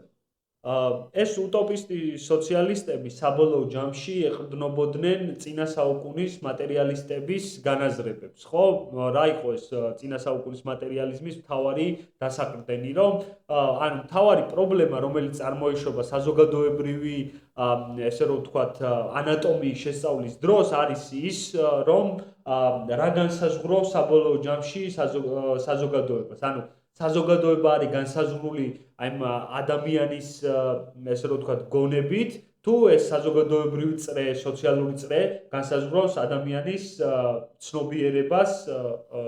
საბოლოო მასშტაბში. ანუ ხო, ანუ ეს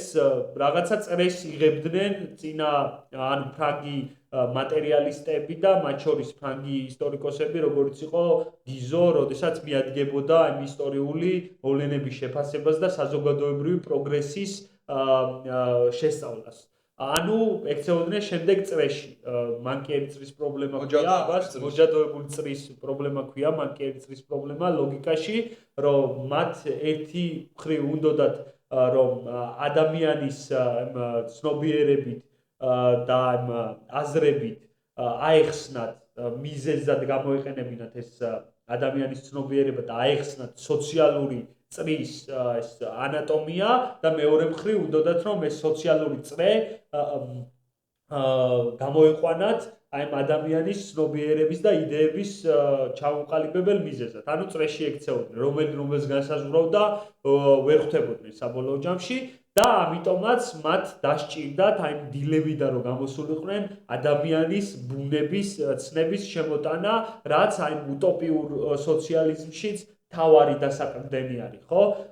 მაშადამე შეგვიძლია ვისაუბროთ იმაზე, რომ სწორედ ამ დროს ეყრება საფუძველი სოციალურ მეცნიერებებს, პირველ რიგში სოციოლოგიას და უტოპისტი სოციალისტების მიხედვით, აი წინააღმდეგობა რაში მდგომარეობდა. ერთის მხრივ საზოგადოების განვითარების მამოძრავებელ ძალად აღიქმებოდა მატერიალური პროცესები, ანუ წარმოების განვითარება და ასე შემდეგ. თუმცა რა ავითარებდა ამ საწარმოო ძალებს, როგორც განვიხილეთ სენსიურესთან, ეს იყო ადამიანის აზრი. და ეს ადამიანის აზრი საიდან მოდიოდა, აი აქ უკვე მიდიოდა დავა. და მათ ვერ შეძლეს თანმიმდევრული ისეთი სურათის შექმნა, როგორც შემდგომში შეიქმნება ეს მარქსთან და ფიქრობდნენ ესეთ რაღაცას, რომ ის რაღაცნაირად ყალიბდება საზოგადოებრივი კულტურული ცხოვრების შედეგად, ესე შემთხვევითად, რაც აქცევდა ისტორიას, უბრალოდ ისევ როგორც მანამდე ისტორიაში არსებობდა რაღაც ქაოსური შემთხვევითი მოვლენების თანხვედრას და ბრძოლას. და პროგრესული ნაბიჯი აქ ის იყო, რომ მათ პირველად დააყენეს მატერიალური პროცესების მნიშვნელობა წინა პლანზე, თუმცა ვერ განსაზღვრავს ის თუ ეს მატერიალური პირობები რამდენად კარგად და თანმიმდევრულად ახდენენ გავლენას ადამიანის ცნობიერებაზე. მაშსადამე უცნაურის იყო, რომ აი ამ სწორედ იმას რომ აღიარებდნენ მატერიის მნიშვნელობას, თითქოს იმითვე უგულებელ ყოფდნენ, რომ მაინც იდეა თავისთავადია და რაღაცნაირად კულტურა თვითონ გამოიმუშავებს საკუთარ თავს, ისე რომ მატერიას არ აქვს ამაზე გავლენა და აქ მიდიოდნენ სწორედ ადამიანის ბუნების იდეამდე, რომ ის რაღაცა მუდმივი უნდა იყოს, უნდა არსებობდეს რაღაც ესეთი ადამიანის ბუნება, რომელიც თუ განვითარება არსებობს ამ ადამიანის ბუნების შიგნით, ისიც ძალიან სტრუქტურირებულია. აი მაგალითად როგორც პატარა ბავშვის ბუნება განსხვავდება დასრული ადამიანის ბუნებისგან, ასევე ადამიანის კულტურაც თუ იცვლება, მხოლოდ იმიტომ, რომ ესეც მასში ჩადებულია რაღაც შინაგან დონეზე და არა იმიტომ, რომ ის ყოფიერება ცვლის ადამიანურ ბუნებას, რომელშიც საზოგადოება არის მოქცეული. და ეს ადამიანის ბუნებაც იმ დროის მეცნიერებით რა იყო, ხო? ეს რაღაც პრიმიტიული ფიზიოლოგიური ბუნება და თუნდაც კულტურულად რო განესაზღვრათ ეს ბუნება, საბოლოო ჯამში მიდიოდნენ იქამდე, რომ ბუნება არის იმ დროის მაცხოვრებელი ადამიანის ბუნება, რაც არის, ეგ არის მთელი ისტორიაში და მარადიული ადამიანის ბუნება, ხო? ეს სტატიკური, რომელსაც ჩვენ ჭირდება რომ მოუფიქროთ, ერთადერთი ეგ დაგვრჩენია რომ მოუფიქროთ რაღაც იდეალური საზოგადოებრივი წესრიგი, რომელსაც გაიგებს ის, დაინახავს, მიხვდება რომ თავის არსთან, ამ უცვლელ ადამიანის ბუნებასთან სრულ თანხმობაშია, ადგება და მიიღებს მას და ჩვენ გვჭირდება ერთადერთი ის, რომ ადამიანებამდე მივიტანოთ ეს აზრი. მოკლედ რო შევაჯამოთ, ადამიანის ბუნება უცვლელია, მასშტაბებია იმისთვის, რომ ადამიანის კეთილდღეობა თუ ჩვენთვის ის არის ღირებულება, მაქსიმიზება გავუკეთოთ, მაქსიმალური ადამიანური კეთილდღეობა მოვიტანოთ საზოგადოებაში, უბრალოდ უნდა ვიპოვოთ ან მოვიფიქროთ ისეთი წესრიგი, რომელიც იდეალურად მოერგება ადამიანის ბუნებას. თუმცა ჰეგელის შემდგომ ჩვენ ვიცით, რომ არ შეიძლება ვისაუბროთ ადამიანის ბუნებაზე როგორც ასეთზე, ადამიანის ცნობიერება ვითარდებოდა იმის მიხედვით, რა ისტორიულ ეპოქაში უწევდა მას მოღვაწეობა, ხო? ჩვენ ვერ ვისაუბრებთ ერთნაირ მორალურ სამართლებრივ კანონებზე და პრინციპებზე სხვადასხვა საზოგადოებებში. რუსოსაც აქვს ეს, რომ სხვადასხვა საზოგადოებები, სხვადასხვა ტიპის, ესე რომ ვთქვათ, წესრიგი არის დამახასიათებელი და ეს ბუნებრივი არის, იმიტომ რომ სხვადასხვა ტიპის კულტურული განვითარება აქვს და ასევე ჰეგელთანაც ზუსტად ეს იდეა გვაქვს, ხო, რომ ისტორია ვითარდება, ეს მორალიც და სამართალიც იცვლება, თუ ესეთი ყველაფერი ჭეშმარიტი, ყველაფერი რეალური და ჭეშმარიტი არის ჰეგელთან, თუმცა თუ შევხედავთ, რომ აი რომის რესპუბლიკას, რომელსაც რომის იმპერია ანაცვლებს, რომ უნდა შევამჩნიოთ ეს რეალობა და ჭეშმარიტობა, რომელს უნდა დაუძახოთ, რომის რესპუბლიკას უნდა დაუძახოთ, თუ რომის იმპერიას უნდა დაუძახოთ. ჰეგელი გვეტყოდა შემდეგ რამეს, რომ რომის იმპერიაც რეალური და ჭეშმარიტი იყო იმ დროს, როდესაც არსებობდა და რომის იმპერიამ, რომელმაც ეს რომის რესპუბლიკა ჩაანაცვლა, ისიც რეალური და ჭეშმარიტი არის იმ დროისთვის, როცა ის არსებობს. იმიტომ რომ დიალექტიკურად ის არის მისი უფრო განვითარებული ფორმა. ესეთი არის მაღალი საფეხური, ესეთი არის ადამიანის ბუნებაც, ხო? და ზუსტად ეს გამოადგა მარკს იმაში, რომ უტოპიური სოციალიზმის აი იდეებიდან, სადაც ეს სტატიკურობა არის მოცემული და გვაქვს რაღაცა მეტაფიზიკური საზღვრელი, რომელიც მარად საკუთარი თავის ტოლი რამ არის, ანუ აი მეტაფიზიკური ლოგიკის გამოხასულა არის, ყოველთვის უცვლელია, ამის მაგივრად დაეშვა მარადიული ცვალებადობა, როგორც ეს ჰეგელის დიალექტიკაში არის გატარებული. კიდევ ერთი მომენტი გვაქვს, რომელიც უნდა გავაკრიტიკოთ უტოპის სოციალისტებთან, ეს არის ის, რომ როდესაც ისინი აკრიტიკებენ ბურჟუაზიულ საზოგადოებას, მათი ამომავალი წერტილი, მიუხედავად იმისა, რომ მატერიალისტები იყვნენ, იყო სწორედ მორალური მომენტი, რომ ეს საზოგადოება იყო ამორალური, რომ ეს იყო რაღაც ერთგვარი ვაჭრული სულის გაღვიძება, ცივი ანგარული ურთიერთობების წინაპლანზე წამოსვლა, აი ძველი ადამიანური ურთიერთობების, აი ამ წმინდა ოჯახის ნგრევის წინაპირობა, რაც მიუხედავად იმისა, რომ ისინი მატერიალისტები იყვნენ, საბოლოო ჯამში სწორედ აი ამ რელიგიური მორალიზმის ერთგვარი გაგრძელება იყო, რომელიც ბოლომდე ვერ აღმოიფხვრა, იმიტომ რომ თანმიმდევრულად მატერიალიზმი ვერ განვითარდა და რახანაც აი განიხილავდნენ ადამიანის ბუნებას მუდმივს, ამიტომ მორალიც ერთგვარი მუდმივი რაღაც უნდა ყოფილიყო მათთვის და ბუნებრივია ისინი ამბობდნენ, რომ უნდა ვიპოვოთ საზოგადოება, რომელიც ამ მუდმივი მორალის შესაბამისი იქნებოდა. თუ მათ ისტორიის ფილოსოფიასაც შევხედავთ, ჩვენ სენ-სიმონი და ფურიეს ისტორიის ფილოსოფია ვახსენეთ, როგორ ალაგებენ ისინი ამ ისტორიის განვითარებას, ხო, ეს მეტაფიზიკური, მეცნიერული ეს სენ-სიმონთან და ფურიესთან არის ეს ბარბაროსობა, ველურობა, ბარბაროსობა, ცივილიზაცია, პატრიარქატი და ცივილიზაცია. და ცივილიზაცია, ანუ ეს განვითარებაც არის რა, რომ ისინი როგორც მე რუსი მარქსისტი ფილოსოფოსი უტოპიურ სოციალიზმს გააკრიტიკებს, პლეხანოვს გულისხმობ, ეს არის საბოლოო ჯამში სასურველის გამო რეალობის უარყოფა. ანუ ისინი სასურველის გამო უარყოფდნენ რეალობას და სულს ასაღებდნენ რეალობას. რეალობად ასაღებდნენ, იმიტომ რომ ვერ ხვდებოდნენ თვითონ რა იყო რეალობა. ანუ როდესაც შენ სახავ რაღაცა სასურველს, რაშიც მარქსაც ედავებია ხოლმე. ეს იყო მორალური იდეალი, რომელიც მათ აწყობდათ და რომელიც ჯერ კიდევ გამომდინარეობდა დაუძლეველი რელიგიური მორალიზმისგან. საბოლოო ჯამში აი იდეალისტურ პოზიციებზე იდგნენ იმის მიუხედავად, რომ ჩვენ გამოვყავით ისინი აი იდეალიზმიდან, როცა აღნიშნეთ, რომ ისინიც ან საბოლოოდ ფრანგული მატერიალიზმიდან გამოდიოდნენ, ხო? რაც შეეხება ისტორიულ მატერიალიზმს და მეცნიერულ სოციალიზმს, მარქსის ყველაზე დიდი მონაპოვარი ამ თვალსაზრისით რა იყო, რომ სწორედ აი ამ უტოპისტი სოციალისტების სუსტ წერტილებს დაარტყა და დიალექტიკური მატერიალიზმის და ისტორიული მატერიალიზმის საფუძველზე ისინი განავითარა ლოგიკურ უფრო დასრულებულ ვერსიამდე, ვარიანტამდე. უფრო ობიექტურად გაანალიზა რეალობა და შეისწავლა ის ურთიერთქმედება, რომელიც ის მექანიზმი საზოგადოების განვითარების, რომელიც აერთიანებდა როგორც საზოგადოების მატერიალურ პროგრესს, ასევე მის კულტურულ პროგრესს. კი ბატონო, და ეს მთავარი წინააღმდეგობა, რომელიც იყო წრეს ლოგიკურ მანკერწრის პრობლემა, რომელიც გამოვყავით, რომ რომელი არის პირველადი, აი რა აყალიბებს საბოლოო ჯამში, ისტორიული მატერიალიზმი მივიდა იმ დასკვნამდე და დებულებამდე, რომ წარმოება და წარმოებასთან ერთად პროდუქტების გაცვლა, გამოცვლა საბოლოო ჯამში არის ყოველივე საზოგადოებრივი წყობილების საფუძველი. გარდაქმნის წინაპირობა. და როგორი წარმოება, რა იწარმოება და როგორ გაიცვლება ეს პროდუქცია, რომელიც იწარმოება და როგორ ხდება გადანაწილება, სწორედ ეს განსაზღვრავს იმას, თუ როგორ საზოგადოებასთან გვაქვს საქმე, როგორც საწარმოო ურთიერთობების თვალსაზრისით, ასევე კულტურის თვალსაზრისით, რომელიც ხდება ამ საწარმოო ურთიერთობების ლოგიკის, კულტურული ლოგიკის გამოხატულება. და ყოველი საზოგადოებრივი ცვლილება უნდა გავიგოთ არა ვიღაცის თავში მომხდარი საზოგადოებრივი ცვლილება, ანუ ვიღაცა ფილოსოფოსების იდეების და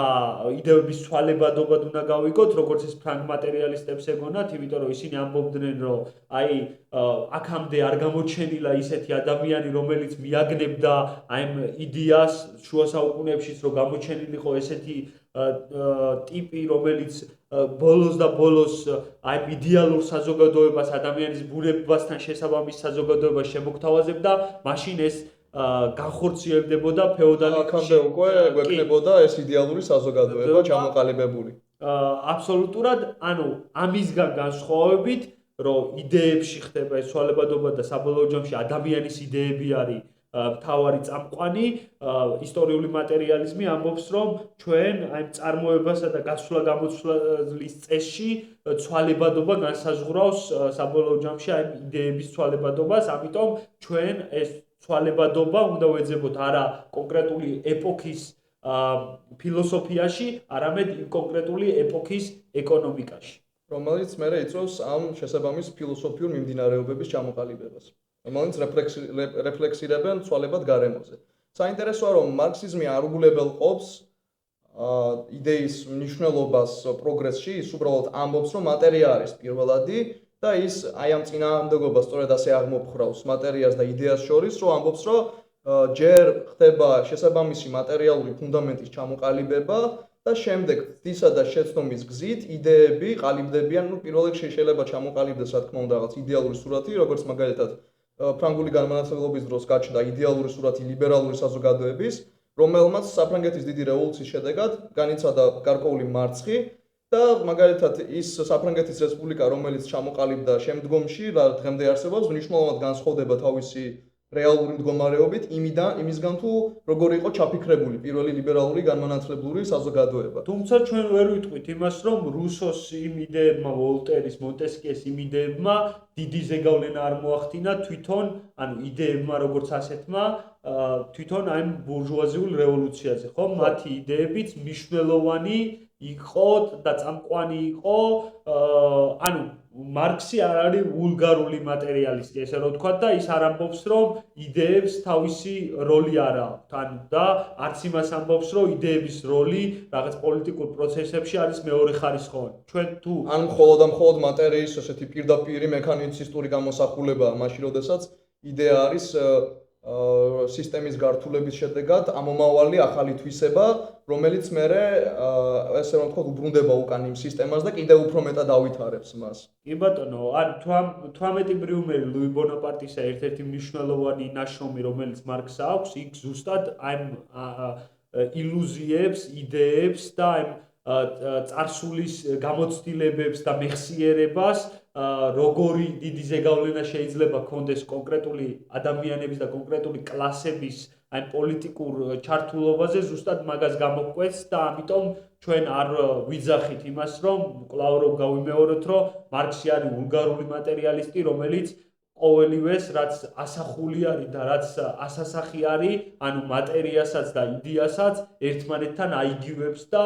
ანუ რაღაცა მეტაფიზიკურ იგივეობას სვავს მათ შორის. არამედ ასახულიც რაღაცა დიალექტიკური გზით ყალიბდება, განიცდის ცვალებადობას, გადამუშავდება სუბიექტურად და იმ სუბიექტური გადამუშავების შემდგომ ცვალებადობა შეაქვს გარემომცველ სამყაროში, რომლიდანაც აისახა ეს იდეა. თან თვისებრივი ცვლილება, აი დიალექტიკა ახსენე და ესეთი უფრო კონცენტრირებული სურათი რო შევქმნა რა, უფრო მოკლედ და გასაგებად. მაგალითად ავიღოთ იგივე ბურჟუაზიული რევოლუცია, სადაც გვაქვს დასაწყისში რაღაცა ლამაზი იდეა, რომელსაც რა თქმა უნდა ფუნდამენტიც აქვს უკვე არსებული რეალობაში, იმიტომ რომ საკმარისად განვითარებული საწარმოო საშუალებები გვაქვს, მაგალითად გვაქვს საბეჭდი დაზგა, გვაქვს სხვადასხვა ინსტრუმენტები, რომელთაც წყალობითაც უფრო ეფექტური ეკონომიკის წარმოება შეგვიძლია და გვაქვს შესაბამისი სურათი იმისა, თუ ამ ყველაფრის საშუალებით როგორი საზოგადოება ვაორგანიზოთ. და შემდეგ დგება პრაქტიკის მომენტი, როდესაც ძველი საზოგადოება მართლაც იხრწნება და მის წიაღში ამოიძდება ახალი ბურჟუაზიული საზოგადოება, სადაც ამ იდეალების დანერგვის მცდელობა არის და აღმოჩნდება, რომ ისინი ზედმეტად იდეალურნი არიან რიგ ასპექტებში, თუმცა არა ბოლომდე, იმიტომ რომ ბევრი რამე განხორციელდა. და ამ დროს დგება იდეალების კვტომის სიტუაცია, როდესაც აღმოჩნდება, რომ ზოგი რაღაცა გადაჭარბებულად იდეალისტური იყო და ჯერჯერობით ვერ მოერგება რეალობას, ან შეიძლება საერთოდაც ვერ მოერგოს რეალობას. და ამიტომ პროცესში ხდება უფრო გაპრაქტიკულება ბრძოლის, რომლის დროსაც ხდება იდეალების კომპრომისი, უბრალოდ იმისთვის, რომ ეს ახალი პროგრესული მოძრაობა გადარჩეს, ეს არის ერთგვარი დიალექტიკური უარყოფა ამ პირველი აბსტრაქტული იდეის და როგორც წესი ეს უარყოფა ხდება ხოლმე სწორედ აი ამ პირველი ექსპერიმენტების წარუმატებლობის მიზეზი, რომ ზედმეტად პრაქტიკამდე გვიწევს დაშვება, პრაგმატიზმამდე უფრო სწორად, იმისთვის, რომ გადარჩეს ეს მონაპოვარი, რაც მერე შიგნიდან შლის ციხეს, შიგნიდან ტეხავს ციხეს. და იგივე შეიძლება ვთქვათ, რომ მოვიდა საბჭოთა კავშირს, რომელიც იდეალების ზედმეტი პრაგმატულების საფუძველზე საბოლოო ჯამში დეგრადირდა რაღაც ბიუროკრატიულ სისტემად და ის იდეალები ვეღარ განახორციელა ბოლომდე. და შემდგომ უკვე იდეათა განვითარების პროცესში, როდესაც კიდევ უფრო მეტად განვითარებული საწარმოო საშუალებები და ამავდროულად უკვე არსებული პრაქტიკა გვაქვს, მოდის უარყოფის უარყოფა,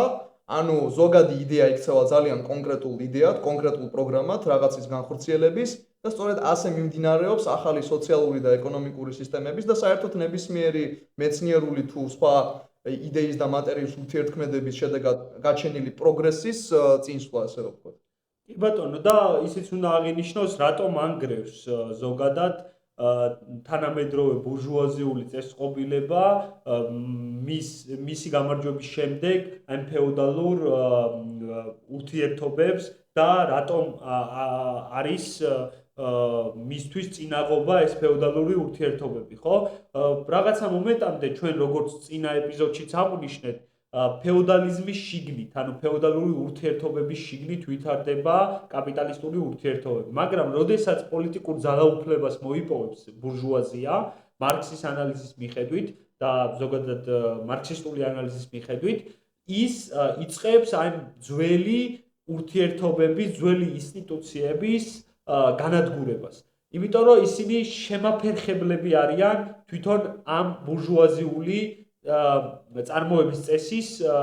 შემდგომი განვითარებისთვის, ხო? ანუ აქ თავარი მიგნება, რაც არის მარქსის და ეგელსის, მდგომარეობს იმაში, რომ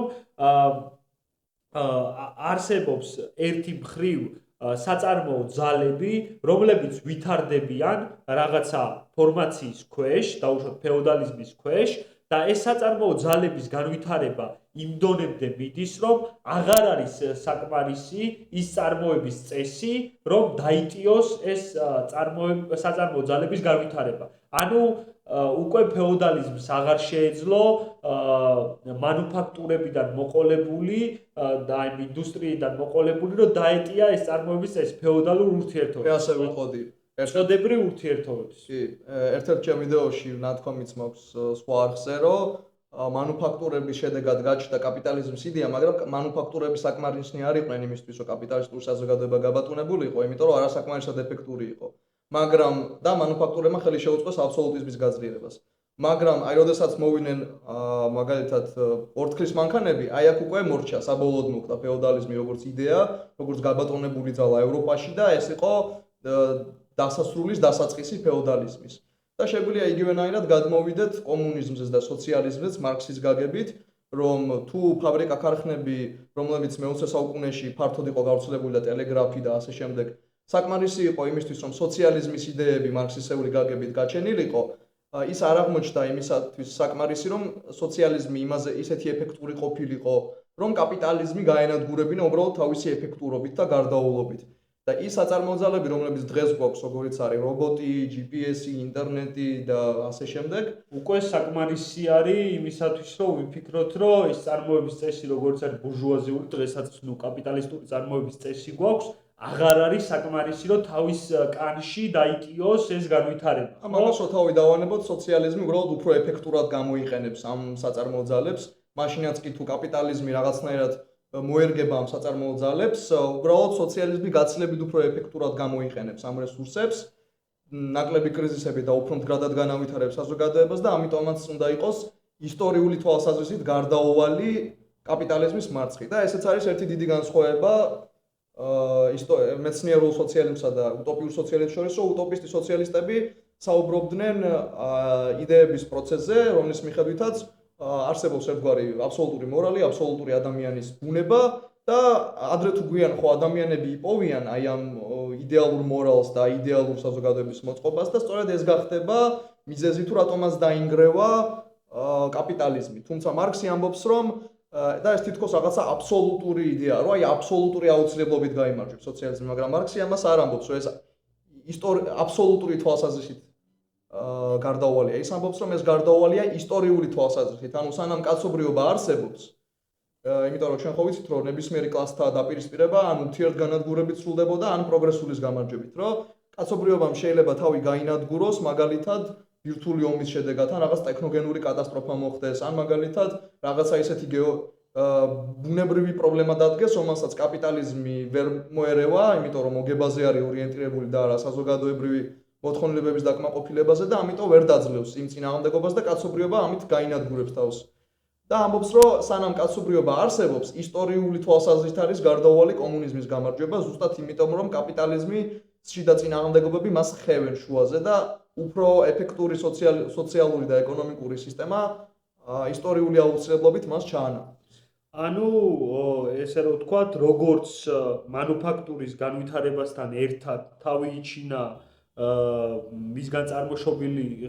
ხელოსნობამ დააპირა ის, რომ შებრძოლებოდა იმას, რაც ბორკილებს, ანუ ფეოდალურ ბორკილებს აბავდა მას ძველ საამქროების და ამ სამქროების წესს, ასევე დღეს, როდესაც მანქანური წარმოება და ინდუსტრიული განვითარება და რობოტები და ესე შემდეგ არსებობს, აი ბურჟუაზიული ურთიერთობების ფორმები საკმარისი აღარ არის იმისათვის, რომ აი ეს განვითარება დაიტიოს და ამიტომ საჭირო არის ახალი წარმოების წესი, რომელიც თანხმობაში მოვა აი ამ განვითარებასთან. როგორც ადრე ინდუსტრიული რევოლუციის დროს უკვე ფეოდალური საწარმოო წესი და ურთიერთობები არ იყო საკმარისი, რომ ეს ემართა ახალი ტიპის ურთიერთობებს გამკლავებოდა და ბურჟუაზიამ მოახერხა ეს მარქსის და მარქსისტული ანალიზით მივდივართ იმ დასკვნამდე, რომ იმ კლასმა, როგორც არის პროლეტარიატი, უნდა მოახერხოს და აიღოს თავისი ისტორიული მისია ხელში და გაანთავისუფლოს საკუთარი თავი და გაანთავისუფლოს საზოგადოება კლასობრივი დაპირისპირებისაგან. და რა თქმა უნდა, მარქსის მიხედვით გამოდის ასევე ის, რომ მასები, ანუ ესე რომ ვთქვათ, მშრომელი უმეტესობა ისტორიის უმეტესობის განმავლობაში იყო ისტორიის ობიექტი, ანუ მასზე ზემოქმედებდა სხვადასხვა ისტორიული ძალები და როგორც წესი წამყვანი ძალა კი იყო, ვთქვათ, რომელიმე გაბატონებული კლასი, რომელიც ეპოქაში იყო, არ აქვს მნიშვნელობა მონათხრობელი, ფეოდალი თუ ბურჟუა, მაგრამ ესენიც გადაწყვეტილებებს როგორც წესი იღებდნენ ირგვლივ არსებული რეალობიდან გამომდინარე. და სწორედ კომუნიზმი იქცევა არა სიკვდილად ისტორიის, არამედ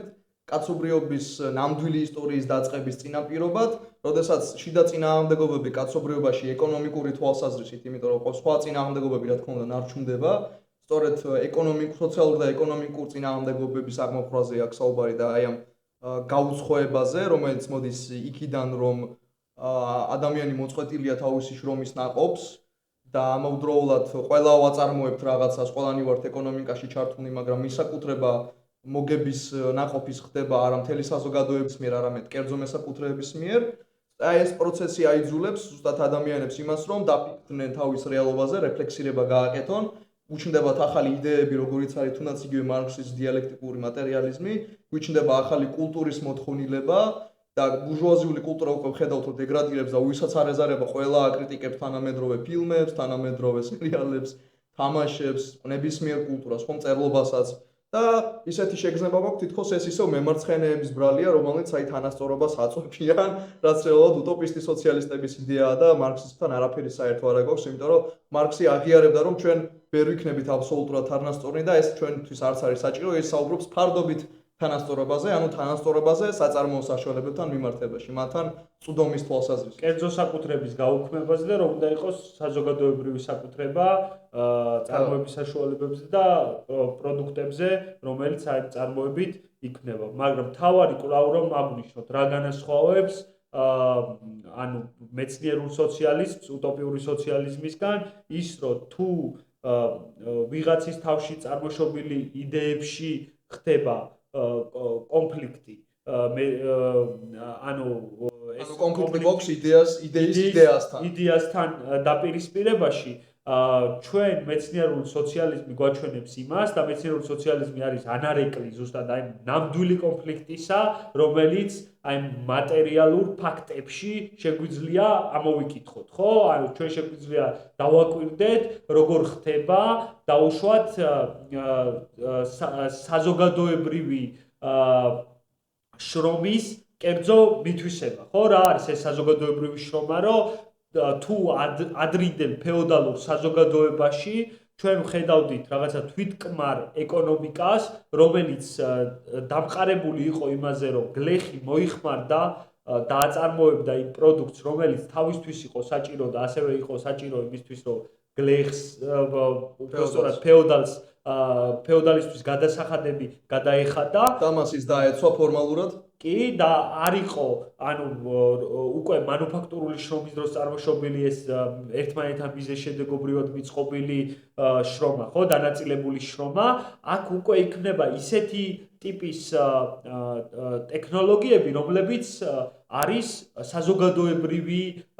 საჭიროებს საზოგადოებრივ შრომას, საზოგადოებრივ ჩართულობას, საზოგადოებრივ დანაწილებას შრომის სხვადასხვა როლებისა. ანუ შრომა ხდება საზოგადოებრივი თანდათანობით. თანამედროვე რომელსაც ჭირდება 10, 20, 30 კაცი, რომ ერთი რაღაცა ტიპის, ანუ მე უკვე ვსაუბრობ მე-19 საუკუნეში, რომ აი ეს რაღაცა ერთი ახალი ტექნოლოგია ამუშაოს და მასთან ერთად იშრომოს. ამიტომ ვერავინ ვერ იტყვის თუ ადრე იტყოდა და არც იდგა ეგ შეკითხვა საერთოდ რომ ეთქვა რომ ვის ეკუთვნის ეს პროდუქტი? ეს პროდუქტი მეკუთვნის მე. ხო და გლეხი, იმიტომ რომ გლეხი აწარმოებდა, გლეხი შრომობდა, აქ ჩანდა, ვის შრომობდა და ვისი იყო. და გადასახადს რატო უხდიო ფეოდალს, გეტყოდა რომ იმიტომ რომ ნუ ალბათ დამიცავს რა და თან ალბათ ყოველთვის იყო დღის წესრიგში და დღეს როცა კითხვა ადამიანს რატო ვიხდი გადასახადს, ან რატომ აქვს ბიზნესმენს უფლება რომ ჩემი შრომით შექმნილი პროდუქციიდან მხოლოდ ნაწილი გადამიხადოს მაშინ როცა მეც ისაკუთრებს, ნუ სხვა გზა არ მაქვს კითხვის. იმიტომ რომ არც ჩანებული ვარ ჩემი თავი გავყიდო ბაზარზე როგორც საქონელი იმისთვის რომ თავი ვირჩინო. ხო, თან თავარი ის არის რომ არც ჩანს ვისია რეალურად ეს შრომის პროდუქტი. ანუ თვითონ აი წარმოების პროცესში არ ჩანს, იმიტომ რომ საზოგადოების არის, იმიტომ რომ საზოგადოება აწარმოებს, ანუ კონკრეტული კი არ აწარმოებს, ძველი ამქრული რაღაცა წესრიგი ხო არა გვაქვს, რომ ვიღაცები ცალკე აწარმოებდნენ, ხელოსნები ცალკე, გლეხები ცალკე და მათ ჰქონდათ თავიანთი აი ეს რაღაც თვითკმარი ეკონომიკები. ანუ არსებობს საზოგადოებრივი შრომა და თითოეული შრომა არის ესეთი დღეს კონკრეტულ საზოგადოებაში, მაგრამ მითვისების ფორმა დარჩა ფეოდალური. ანუ როგორც თქვით, ეს არის მთავარი წინააღმდეგობა კაპიტალიზმისა, რომელიც მარქსმა აღმოაჩინა, ხო? ანუ არსებობს ერთი მხრივ საზოგადოებრივი შრომა და არსებობს კერძო მითვისება. ითვისებს კაპიტალისტი, ითვისებს ბურჟუა აი საზოგადოებრივი შრომით შექმნილ პროდუქტს. და უფრო დაწვრილებით პოლიტეკონომიაზე, როგორც პროლეტარულ პოლიტეკონომიაზე, ასევე ბურჟუაზიული პოლიტეკონომიის კრიტიკაზე ვისაუბრებთ ერთ-ერთ შემდეგ ეპიზოდში. და ვფიქრობ დღეისათვის სრულიად საკმარისად ვისაუბრეთ სოციალიზმებზე. კი ბატონო, შეიძლება და უფრო მეტიც გვესაუბრა სხვა წინააღმდეგობებზე, რომელიც კაპიტალიზმს აქვს და მარქსმა აღმოაჩინა, მაგრამ